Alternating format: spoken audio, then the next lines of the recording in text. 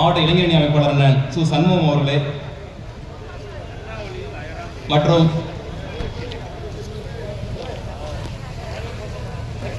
அண்ணன் மு க ராமகிருஷ்ணன் அவர்களே,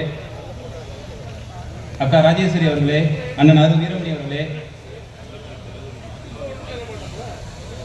திரு டாக்டர் வை முத்துராஜா அவர்களே, முன்னாள் சட்டமன்ற உறுப்பினர் அருமை அண்ணன் கவிச்சுடர் கவிதை பித்தன் அவர்களே,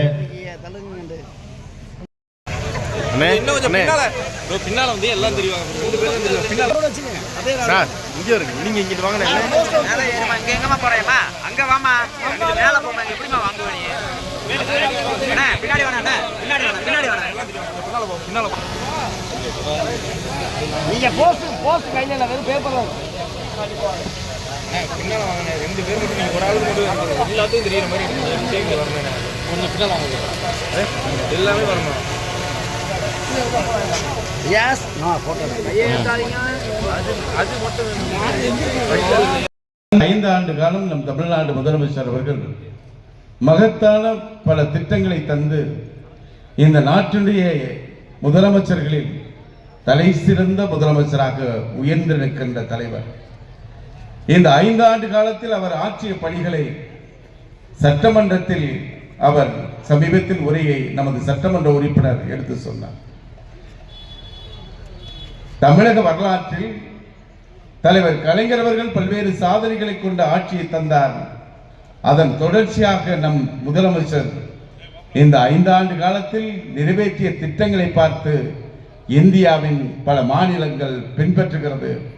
ஏன் ஒன்றிய அரசே பின்பற்றக்கூடிய அளவில் ஒரு மகத்தான ஆட்சியை தந்தவர் தமிழ்நாடு முதலமைச்சர் என்பதை நான் மகிழ்ச்சியோடு தெரிவித்துக் கொள்கிறேன். தமிழக அரசு ஊழியர்களுக்கான உறுதியளிக்கப்பட்ட ஓய்வூதியத்தை தமிழ்நாட்டில் இருக்கின்ற லட்சக்கணக்கான அரசு ஊழியர்கள் அவருடைய மகிழ்ச்சி அளிக்கின்ற வகையில் 13,000 கோடி ரூபாயில் திட்டத்தை தந்தார். 2,22,00,000 குடும்பங்களுக்கு தமிழர் திருநாளான பொங்கல் திருநாளை மிக சிறப்பாக கொண்டாடுவதற்காக 3,000 ரூபாயோடு ஒரு செங்கரும்பு, 1 கிலோ அரிசி, 1 கிலோ சர்க்கரை வழங்கி தமிழ்நாடு முழுவதும் பொங்கல் திருநாளை சிறப்பாக கொண்டாடுவதற்கான திட்டங்களை தந்தார். இறுதி ஆண்டு படிக்கின்ற நம் பிள்ளைகள் அவர்கள் உயர்கல்வி படிப்பதற்கும் வேலை வாய்ப்புக்கு செல்கின்ற வகையில் 45,000 ரூபாய் மதிப்பிலான மடிக்கணிகள் 10 லட்சம் பேருக்கு வழங்கி சாதித்தவர் நம் தமிழ்நாடு முதலமைச்சர். ஆளுநர் உரைக்கு நன்றி தெரிவிக்கின்ற தீர்மானத்தில் நம் முதலமைச்சர் அறிவித்த அறிவிப்புகளில் முக்கியமானது தலைவர் கலைஞர் அவர்கள் ஆட்சி தொடங்கிய முதல் கோட்டையில் இருந்தாலும் குடிசையில் இருக்கின்ற ஏழை மக்களை பற்றி சிந்திக்கின்ற ஆட்சியை தந்தார் தலைவர் கலைஞர் அவர்கள். குடிசைகளே இல்லாத மாநிலமாக மாற்றுவதற்காக கடந்த 2 ஆண்டுகளாக 2 லட்சம் வீடுகள், கிட்டத்தட்ட 7,000 கோடி ரூபாய்கள் திட்டங்களை நிறைவேற்றி தந்தவர் நம் முதலமைச்சர். ஒன்றிய அரசு எங்காவது வீடு கட்டும் திட்டத்தை செயல்படுத்தியிருக்கிறதா என்பதை எண்ணி பாருங்கள்.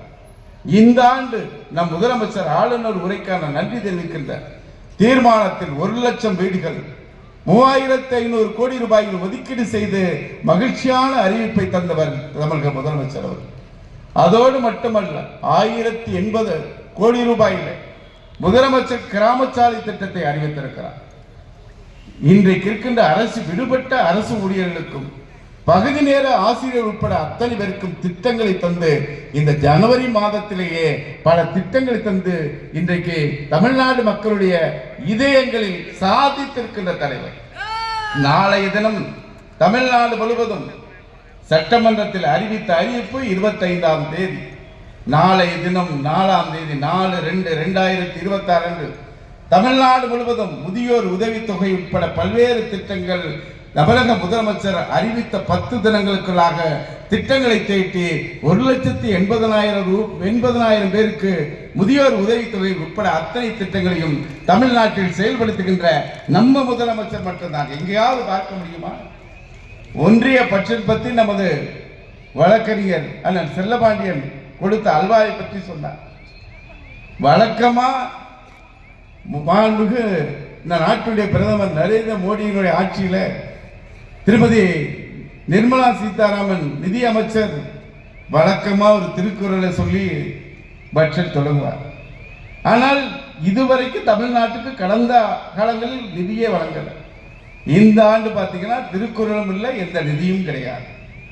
ஒட்டுமொத்தமாக இந்த பட்ஜெட் தாக்கல் செய்யப்பட்டிருக்கின்ற நிதி எவ்வளவு பார்த்தீங்கன்னா 54 லட்சம் கோடிக்கான பட்ஜெட்டை தாக்கல் பண்ணியிருக்காங்க. அதுல வருவாய் எதிர்பார்க்கப்பட்ட ஒன்றிய அரசுடைய வருவாய் எதிர்பார்ப்பு 42 லட்சம் கோடி, வருவாய் பற்றாக்குறை 16 லட்சம் கோடி. இதை வங்கிகள் மூலமாக கடன் பெற்று ஆட்சி நடத்துவோம் என்று இந்த பட்ஜெட் தந்திருக்கின்ற நிதிநிலை அறிக்கை தந்திருக்கின்ற ஒன்றிய அரசாங்கம், பாஜக அரசாங்கம் தமிழ்நாட்டுக்கு மிகப்பெரிய ஏமாற்றம் தான். எந்த நிதியும் ஒதுக்கீடு செய்யவில்லை என்றால் ஒரு மாநிலத்தை எப்படி புறக்கணிக்கிறார்கள் என்பதை தயவு செய்து எண்ணிப்பார்கள். பாரதிதாசன் வரிகளை நான் உங்களுக்கு சொல்கிறேன்.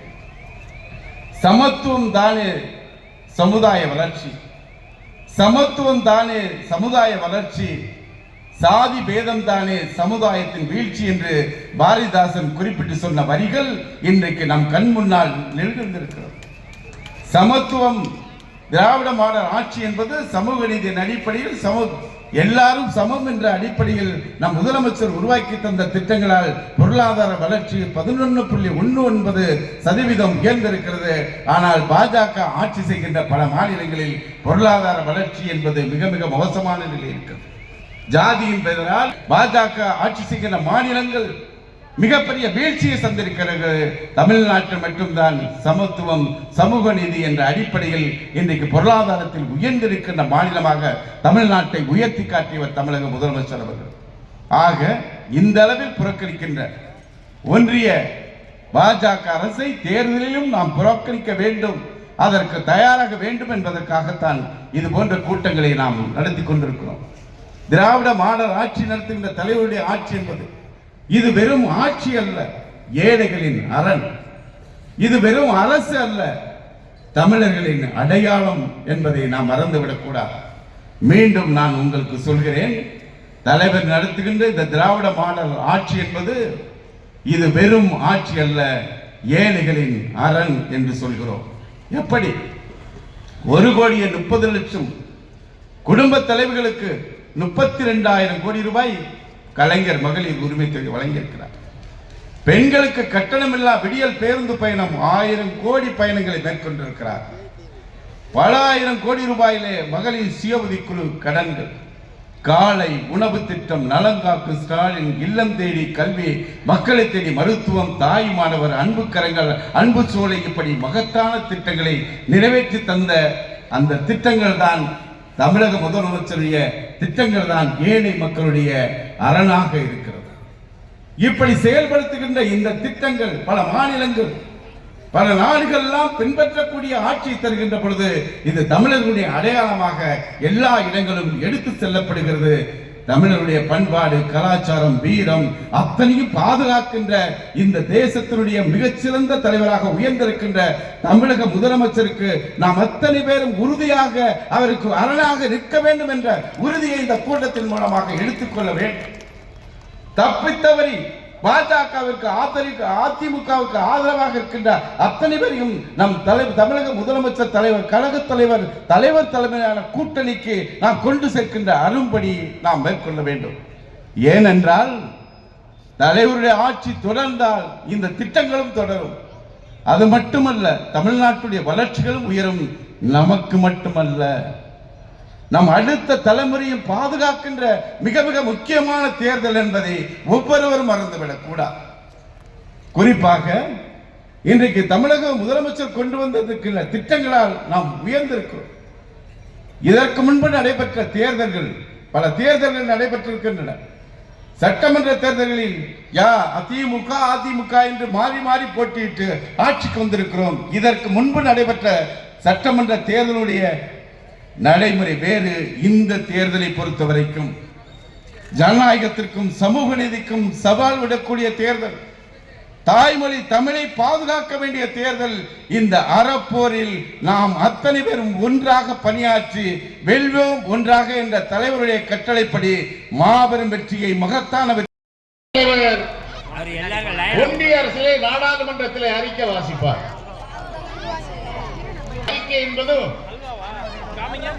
தேர்ந்தெடுக்கப்பட்ட 7-8 கோடி மக்களால் தேர்ந்தெடுக்கப்பட்ட மக்கள் பிரதிநிதியால் அமைக்கப்பட்ட ஆட்சியின் கொள்கைகளை விளக்கி சொல்லுவதால் ஆண்டின் தொடக்கத்தில் ஆட்சியாளர் வழங்கிய அறிக்கை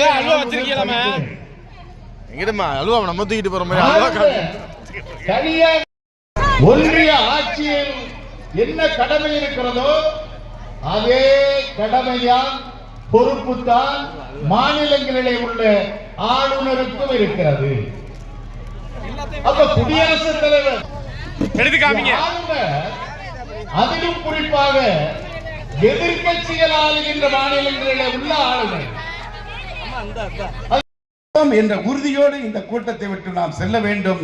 தமிழக முதலமைச்சரும் தமிழக துணை முதலமைச்சரும் இன்றைக்கு இந்த தேசத்தில் இருக்கின்ற மாநிலங்களில் தமிழ்நாட்டை நம்பர் 1 மாநிலமாக உயர்த்தி பிடிக்கின்ற அந்த தலைவன் பின்னால் நாம் அனைவரும் படையெடுப்போம், பயணிப்போம், வெற்றியை தலைவரிடத்தில் ஒப்படைப்போம் என்று கூறி விடைபெறுகிறேன்.